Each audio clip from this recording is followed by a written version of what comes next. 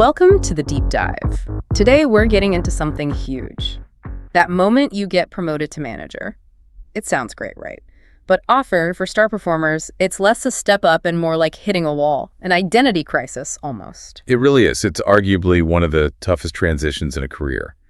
The jump from top individual contributor to first-line manager. Our sources, well, they consistently flag it as a major point of failure. We see burnout, people feeling incompetent, high turnover.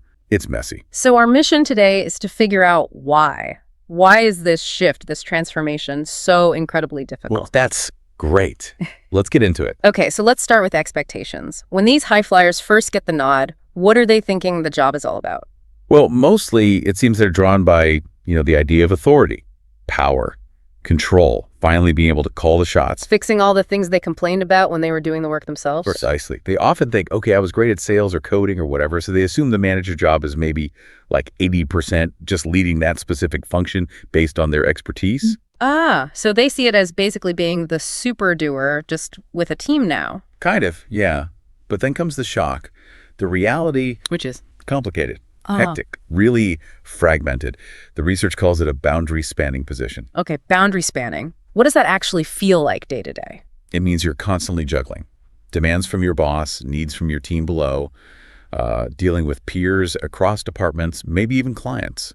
It's not neat. So less about deep expertise in one thing and more about breadth. Exactly. Yeah. And the biggest mental leap, the toughest part, is realizing you have to stop being the specialist and doer. You have to become a generalist and agenda setter. And crucially, you shift from being an individual actor to a network builder.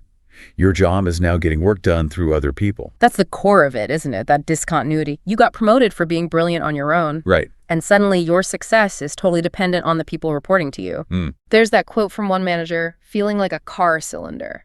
He needed all 6 cylinders, his team working perfectly. It wasn't just about him anymore. Exactly.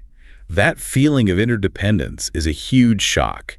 It forces them to completely rethink what power even means, which brings us to an important distinction. You mean distinguishing management from leadership? Yes, precisely. If your job now hinges on others, you need to be clear on what you're actually managing for. Right. And the key idea here is that management is mainly about coping with complexity. Executing tasks, hitting current targets, keeping things running smoothly.